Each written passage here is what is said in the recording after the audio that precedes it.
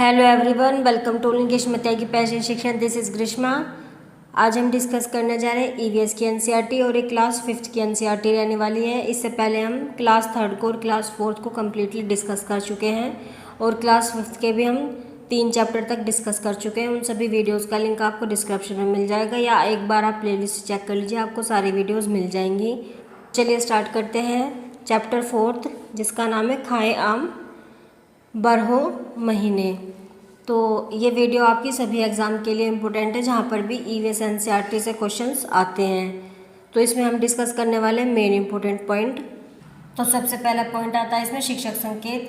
खाना कब कब खराब होता है बच्चों के अनुभवों से निकलवाया जा सकता है। खाना खराब होने में और खाना बर्बाद होने में स्पष्ट रूप से अंतर करने की ज़रूरत है।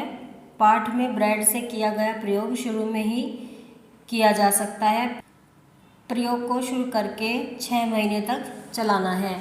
तो खाना कब कब खराब होता है बच्चों से ये हम डिस्कस कर सकते हैं कि खाना किस तरह से ख़राब होता है। अगर हमारे घर में कोई खाना है तो वो कितने दिन में ख़राब हो जाता है और ख़राब होने के बाद उस पर कैसा प्रभाव दिखाई देता है। इस तरह के प्रश्न हम बच्चों से पूछ सकते हैं, उनके अनुभवों से उनके उत्तर निकलवा सकते हैं। और इस पार्ट में जो है ब्रेड किस तरह से ख़राब होती है, उस पर किस तरह से फंगस लगती है, इसके बारे में भी बताया गया है।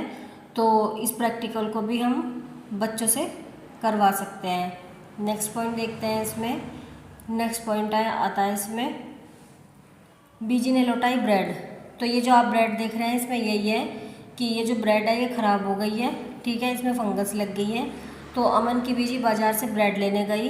दुकान पर काफ़ी भीड़ थी। जल्दी दुकानदार ने ब्रेड का एक पैकेट दिया, पर बीजी ने पैकेट देखकर उसे लौटा दिया। क्या तुम पैकेट की तस्वीर देखकर अनुमान लगा सकते हो कि बीजी ने पैकेट क्यों लौटा दिया होगा? उन्हें ब्रेड ख़राब क्यों लगी? तो ये जो ब्रेड है ये ख़राब हो गई है और इसमें ये जो आप ग्रीन ग्रीन देख रहे हैं ये क्या है, इसमें फंगस लगी है, ठीक है। तो इसलिए उन्होंने क्या किया, पैकेट को वापस कर दिया।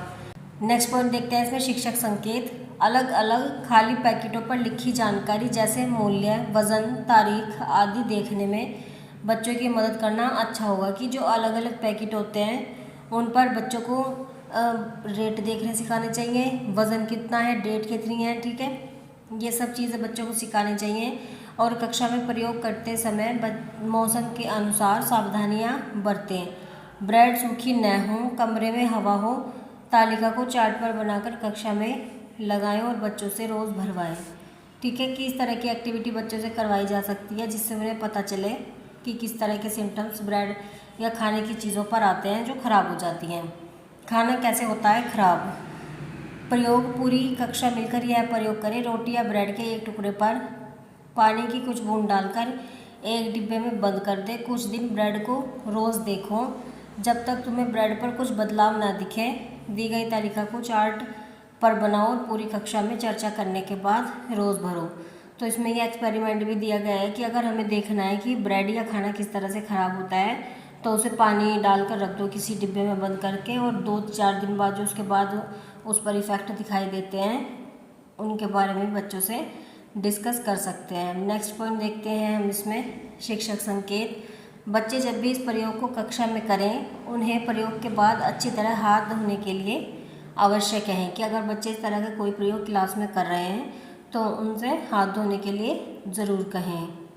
नेक्स्ट पॉइंट है इसमें चीज़ें और घरेलू उपाय। कि अगर हमारे पास कोई चीज़ें हैं घर की तो उन्हें घरेलू उपाय से हम किस तरह से स्टोर कर सकते हैं। जैसे दूध है तो एक कटोरे में डालकर पानी के बर्तन में रख सकते हैं। पके हुए चावल को गीले कपड़े में लपेट कर रखते हैं।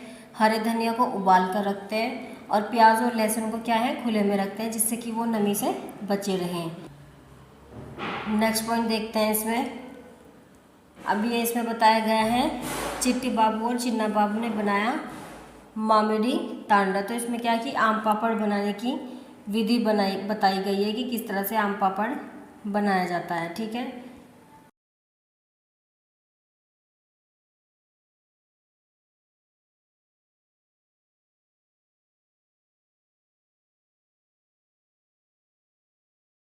अब देखते हैं हम नेक्स्ट चैप्टर।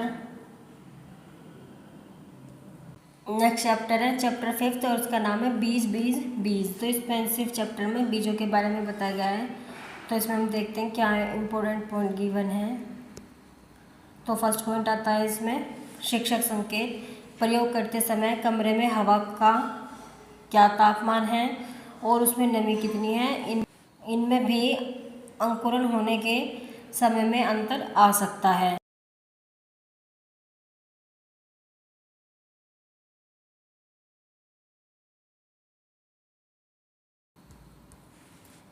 नेक्स्ट पॉइंट है शिक्षक संकेत। चर्चा के लिए दिए गए प्रश्नों के द्वारा बच्चों में यह समझ बनाई जा सकती है कि पौधों को बढ़ने के लिए हवा, मिट्टी और पानी की ज़रूरत होती है। बीज के अंदर क्या होता है आदि प्रश्न बच्चों को सोचने और समझने और अपने मन के विचार बताने के लिए प्रोत्साहित करेंगे। इन प्रश्नों से वैज्ञानिक जानकारी की अपेक्षा नहीं है। पौधों की सही लंबाई नापने के लिए बच्चे पौधों को पहले धागे से नापें, फिर धागे को स्केल पर। तो बच्चों से इस बारे में चर्चा भी की जा सकती है और बच्चों की समझ भी बनाई जा सकती है कि जो पौधे होते हैं उन्हें बड़े होने के लिए किस किस चीज़ की आवश्यकता होती है, हवा, मिट्टी, पानी, और बीज के अंदर क्या होता है, किस तरह से वो ग्रो करते हैं, किस तरह से एक बीज से पौधा बनता है और उसकी लंबाई जब बढ़ती है तो अगर बच्चे उसे मापते हैं तो पहले वो उसे धागे से मापें और वो धागे को फिर स्केल से। ठीक है, नेक्स्ट पॉइंट देखते हैं इसमें। नेक्स्ट पॉइंट आता है इसमें शिकारी पौधे। कुछ ऐसे पौधे भी होते हैं जो चूहों, मेंढकों, कीड़े मकोड़ों और छोटे जीवों का शिकार करते हैं। इनमें निपेंथिस सबसे ज़्यादा मशहूर है। तो कुछ पौधे शिकारी पौधे भी होते हैं, ठीक है, जो कि चूहे, मेंढकों और कीड़े मकोड़ों को खा जाते हैं। तो उनमें से एक पौधा क्या है, निपेंथिस नाम का पौधा है जो कि कहाँ पाया जाता है, ऑस्ट्रेलिया, इंडोनेशिया और भारत और मेघालय राज्यों में पाया जाता है। इसका आकार लंबे घड़े जैसा होता है जिसके ऊपर पत्ती का ढक्कन लगा होता है। घड़े से खास खुशबू निकलती है जिसकी वजह से कीड़े खींचे चले आते हैं और पौधे के ऊपर पहुंचते ही कीड़े अंदर फंस जाते हैं और बाहर नहीं निकल पाते। देखा ये पौधे भी शिकार करते हैं और वह भी कितनी चतुराई से। तो ये जो पिक्चर में आप देख रहे हैं ये निपेंथिस नाम का पौधा है और इसकी शेप कैसी होती है, घड़े के जैसी इसकी शेप होती है और इसमें से एक खुशबू निकलती रहती है जिससे कीड़े मकोड़े क्या होते हैं, इससे अट्रैक्ट होते हैं और ये उन्हें खा जाता है। ठीक है, और ये पाए कहाँ जाते हैं, ऑस्ट्रेलिया, इंडोनेशिया और भारत, मेघालय आदि राज्यों में ये पाए जाते हैं। अब नेक्स्ट देखते हैं हम इसमें कितने सारे बीज।